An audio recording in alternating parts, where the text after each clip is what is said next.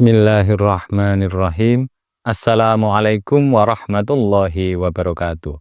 Alhamdulillahi rabbil alamin. Allahumma salli wa sallim wa barik ala sayyidina Muhammadin nabiyil ummi wa ala alihi wa sahbihi wa sallim. Hadirin hadirat yang dirahmati oleh Allah, Alhamdulillahi rabbil alamin. Pada kesempatan kali ini kita masih bisa berkumpul, bermuajahah, belajar bersama bagaimana ajaran-ajaran Islam untuk penerapannya dalam kehidupan kita sehari-hari. Pada kesempatan kali ini, saya ingin menjelaskan tentang bagaimana kita beristiqomah dalam beribadah. Kenapa kita harus beristiqomah dalam beribadah? Banyak faktor untuk kita harus beristiqomah dalam beribadah. Namun, sebelum saya jelaskan bagaimana istiqomah itu, untuk memperoleh buah dari ibadah, yang pertama kali akan saya terangkan terlebih dahulu arti dari istiqomah. Istiqomah ialah menjadi tegak dan lurus. Menjadi tegak dan lurus berarti kalau kita tarik pengertian dari bahasa istiqomah tadi, kalau orang yang istiqomah dalam beribadah, Pak, bagaimana? Jadi orang istiqomah ialah orang yang tegak lurus akan sesuatu yang diinginkan, tegak lurus akan sesuatu yang dijalankan, sehingga ia dapat merasakan buah dari apa yang ia kerjakan. Selanjutnya, kalau kita sudah mengetahui tentang pengertian istiqomah, selanjutnya ialah sebelum kita mengarah ke hikmah atau manfaat dari istiqomah itu sendiri dalam beribadah, sebelumnya akan saya jelaskan tentang bagaimana cara kita beristiqomah. Istiqomah sendiri ada beberapa tahapan yang harus dilaksanakan sehingga kita bisa mencapai sesuatu yang istiqomah. Betul-betul istiqomah, bukan hanya di ucapan saja tetapi di tingkah laku kita sehari-hari.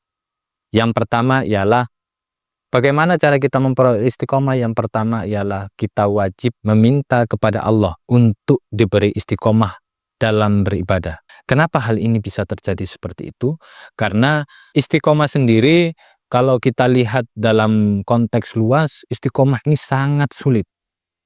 Apalagi dalam masa-masa muda, misalnya kalau masa masih sekolah ataukah masih banyak kegiatan yang kita lakukan, istiqomah ini sangat sulit. Bisa mudah jikalau Allah meridhoi hal tersebut. Maka dari itu ada dua hal yang harus kita minta dalam hidup ini dan wajib kita minta oleh setiap muslim. Yang pertama, istiqomah dalam beribadah. Yang kedua ialah sabar. Sabar sendiri kenapa selalu bergandengan dengan istiqomah? Karena sabar ini juga nanti akan menjadi salah satu ciri atau salah satu cara agar kita tetap dalam keadaan istiqomah.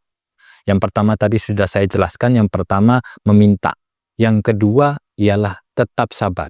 Sabar ini ada beberapa cabangnya. Bisa sabar terhadap kenikmatan yang kita peroleh. Kenapa kok kenikmatan tetap harus sabar? Karena kenikmatan itu sendiri, kalau kita tidak sabar dalam mempergunakannya, kenikmatan itu bisa menjadi bumerang yang akan menyakiti diri kita sendiri. Yang kedua ialah kenapa kita tetap harus sabar? Sabar dalam apa, Pak? Dalam godaan di sekeliling kita atau kekurangan. Kalau kelebihan, kekurangan menjadi suatu momok yang atau menjadi suatu ganjalan dalam ibadah kita, maka sabar, tahan hal tersebut, jangan sampai mempengaruhi ibadah kita.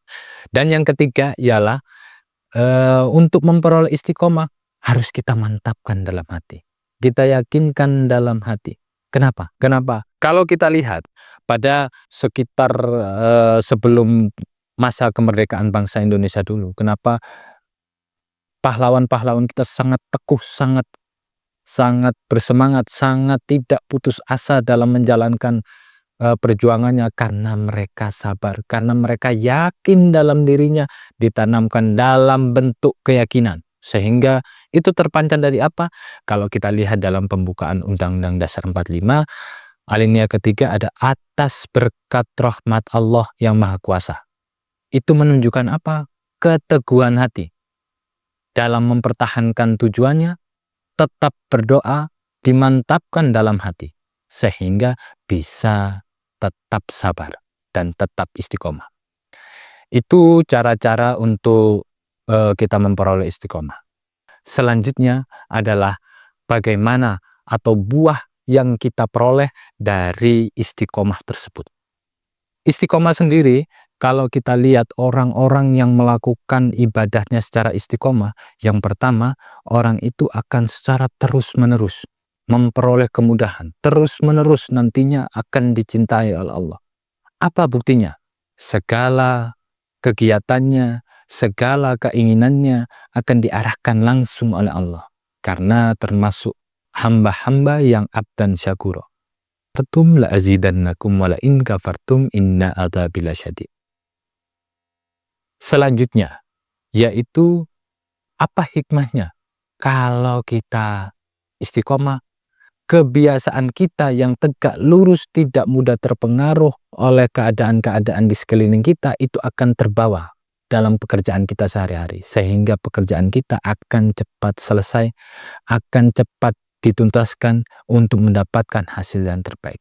Sehingga tidak salah jika kita mengatakan bahwa istiqomah ialah salah satu cara untuk kita memperoleh buah dari ibadah kita. Terima kasih atas perhatiannya. Wassalamu manittabal huda. Wassalamualaikum warahmatullahi wabarakatuh.